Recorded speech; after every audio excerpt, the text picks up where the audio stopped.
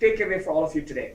I'm going to talk about the importance of communications in the corporate world and how it can help you not only in your profession but also in your personal life. One of the best platforms to do that indeed is Toastmasters.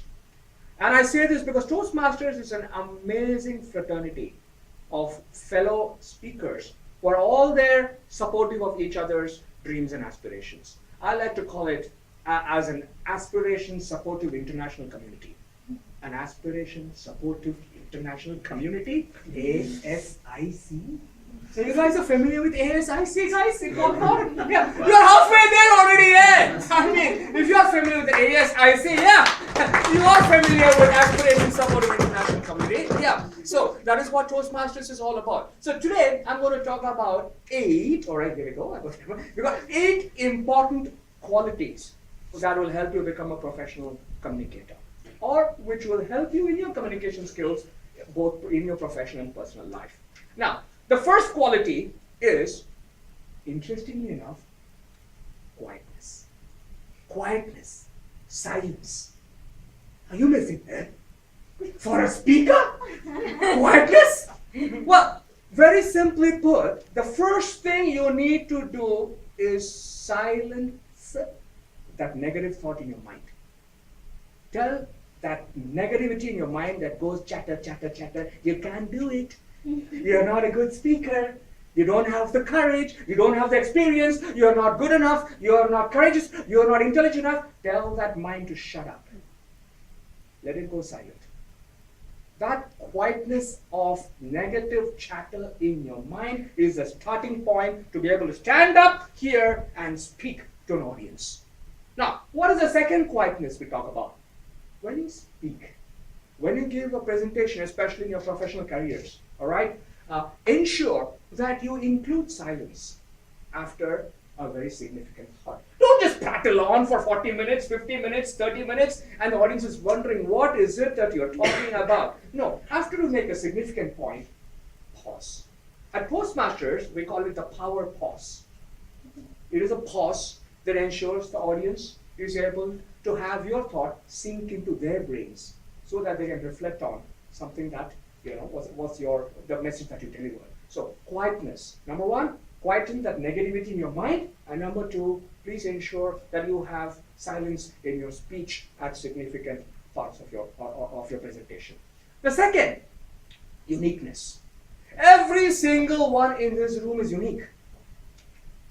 And you have to ensure that that uniqueness becomes your selling point.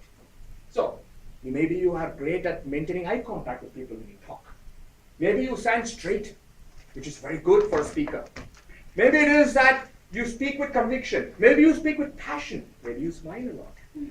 Whatever it is, that defines you. That is your unique character. And that is going to set you apart from somebody else. The same thing is true of your work you do. You may be a test validation engineer, but make sure you're unique. You are the best test validation engineer that you could possibly be.